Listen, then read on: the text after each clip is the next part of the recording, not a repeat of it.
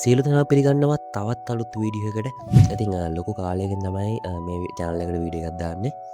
ඉතින් අද මම මේ වීඩියෝ එකෙන් අරන් ආවේ කොහොමද ඔයාලගේ C drive එකේ නැත්නම් ඔයාලගේ laptop එකේ desktop එකේ storage full වෙලා තියෙනම් කොහොමද අපි යම් තරමකට free කරගන්න කියලා. වීඩියෝ එකට යන්න කලින් අපේ නාලිකාවට අලුත් කරේ නම් අනිවාර්යයෙන්ම subscribe කරලා මේක තුන කියලා ආරාධනා කරනවා.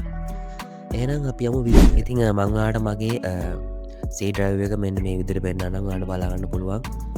රතු පාට වෙලා තියෙන්නේ කියන්නේ හොඳටම ස්ටෝරේජ් එක ෆුල් වෙලා තියෙන්නේ. ඉතින් අද අපි බලමු කොහොමද මේක ෆ්‍රී කරගන්න කියලා. ඉතින් අපිට මේක ස්ටෙප් 5කින් කරගන්න පුළුවන්. ඉතින් පළවෙනි ස්ටෙප් එක තමයි ගන්න ඕන ඔයාලගේ කීබෝඩ් එකේ Windows එක සහ R අකුර කියන දෙකම එක සැරේ ඔබන්න ඕන. එක සැරේ ඔබට පස්සේ ඔයාලට මෙන්න මේ විදිහේ පොඩි ඉන්ටර්ෆේස් එකක් බලා ගන්න පුළුවන්. ඉතින් ඔයාලා මෙතන ටයිප් කරන්න ඕන prefetch කියලා. ඉතින් මේ වචන ටිකත් මම අඩින් දාලා තියන්නම්.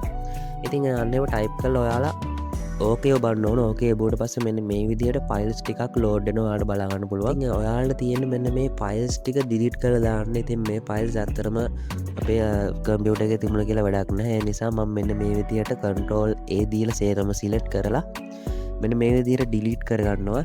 ඉතින් ඔයාලට මෙතනම ඩිලීට් දෙන්න පුළුවන්. නැත්නම් shift එකත් එක ඩිලීට් එවුවොත් කෙලින්ම සම්පූර්ණයෙන්ම රීසයිකල් බින් එකට යන්න කෙලින්ම ඩිලීට් කරගන්න පුළුවන්. ඉතින් මම මෙන්න මේ විදිහට මේ ෆයිල් ටික ඩිලීට් කරගත්තා. හරි, දැන් අපි යමු ස්ටෙප් 2 එකට. ඉතින් ඔයාලා ස්ටෙප් 2 එකේදී මුලින්ම කරගන්න ඕන අර විදිහටම Windows එකත් එක R ඔබන්න. R ඔබලා ඉන අර ඉන්ටර්ෆේස් එක ඔයාලා කලින් විදිහටම මේ සැරේ temp කියලා ටයිප් කරලා enter දෙන්න. enter දුන්නාට පස්සේ ඔයාලට ආපහු මෙන්න මේ විදිහේ ෆයිල්ස් ටිකක් බලා ගන්න පුළුවන්. ඉතින් ඔයාලා මේ ටිකත් අර කලින් විදිහටම මෙන්න මෙහෙම ඩිලීට් කරලා දාන්න ඕන. ඉතින් ස්ටෙප් 3 දී කරන්න ඕනත් ඔයාලා අර විදිහටම control එකත් එක R ඔබන්න. R ඔබුවට පස්සේ මෙන්න මේ විදිහට percentage mark එක දෙපැත්තට දාලා temp කියන එක ආයි ටයිප් කරලා enter දෙන්න. ඉතින් ඊට පස්සෙත් ඔයාලට අර විදිහෙම ෆයිල් ටික බලා ගන්න පුළුවන්. ඉතින් මේ ටිකත් අර විදිහටම මම මෙන්න මේ විදිහට ඩිලීට් කරලා දානවා. හරි, ඊට පස්සේ කරන්න තියෙන්නේ දැන් අපි ඉන්නේ 4 වෙනි පියවරේ. ඉතින් 4 වෙනි පියවරේදී මම ඔයාලට පෙන්නන්නම් මගේ C drive එකට ගිහිල්ලා. ඉතින් C drive එකට ගිහිල්ලා ඔයාලා right click කරලා properties වලට යන්න. properties වලට ගියාට පස්සේ මේ විදිහේ interface එකක් ඔයාලට බලා ගන්න පුළුවන්.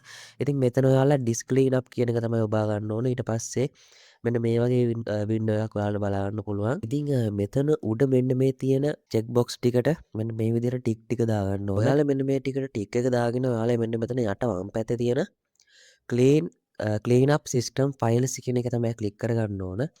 ඉතින් ඒක ක්ලික් කරාට පස්සේ ඔයාලට බලා ගන්න පුළුවන් මෙන්න මේ විදිහට ඩෙස්ක් එක ක්ලීන් අප් වෙනවා. ඔයාලට බලා ගන්න පුළුවන් යටින් වෙලා තියෙනවා calculation කියලා. ඉතින් ටික වෙලාවක් ගියාට පස්සේ මේක මෙන්න මේ විදිහට ක්ලීන් අප් වෙනවා. ඊට පස්සේ ඔයාලට මෙන්න මේ විදිහ එකක් එනවා. ඉතින් මෙන්න මෙතනත් ඔයාලා okay කියන එක එමුවට පස්සේ ආයෙ බලා ගන්න පුළුවන් ආපහු clean up කියලා මැසේජ් එකක් ඇවිල්ලා ආපහු ෆයිල් ටික ඩිලීට් වෙනවා. ඉතින් ඔයාලා මේකත් අර විදිහටම කරගන්න ඕන. ඉතින් අවසාන වශයෙන් අපි කරන්න ඕන ඔයාලා චෙක් කරලා බලන්න ඔයාලගේ රීසයිකල් බින් එක. ඉතින් රීසයිකල් බින් එකට ගිහිල්ලා ඔයාලා එතන ෆයිල්ස් තියෙනම් ඒ ටිකත් ඩිලීට් කරලා දාන්න. ඩිලීට් කරලා අවසානයේදී අපි බලමු ඇත්තටම C drive එක free වෙලාද කියලා. ඉතින් මම මෙන්න මේ විදිහටම this PC කියන එකට ගියාට පස්සේ ඔයාලට බලා ගන්න පුළුවන්. රතු පාට වෙලා තිබිච්ච මගේ C drive එක දැන් ආපහු නිල් පාට වෙලා තියෙනවා. මේකෙදි විශේෂයෙන්ම කියන්න ඕන මගේ වැඩි temp file තිබුණ නැහැ. ඒක නිසා තමයි මගේ වැඩිපුර disk එක clean up වෙලා නැත්තේ. ඒකට හේතුව තමයි මගේ අර මෙහෙම temp file හැදෙන්න තරම් software ටිකක් මේ lap එකේ නැහැ. විශේෂයෙන්ම කියන්න ඕන Photoshop, CapCut වගේ editing software භාවිතා කරන කට්ටිය ගොඩක් වෙලාවට මේ temp file තමයි disk එකේ පිරලා තියෙන්නේ. ඉතින් ඒ කට්ටිය විශේෂයෙන්ම සැලකිලිමත් වෙන්න ඕන. ඉතින් වීඩියෝ එක හොඳයි නම් අනිවාර්යෙන්ම අපේ නාලිකාව subscribe කරලා වීඩියෝ එකට like එකක් දාන්න කියලා ආරාධනා කරනවා. අපි එහෙනම් තවත් අලුත් වීඩියෝ එකකින් හමු වෙමු. ඔබට ජය වේවා.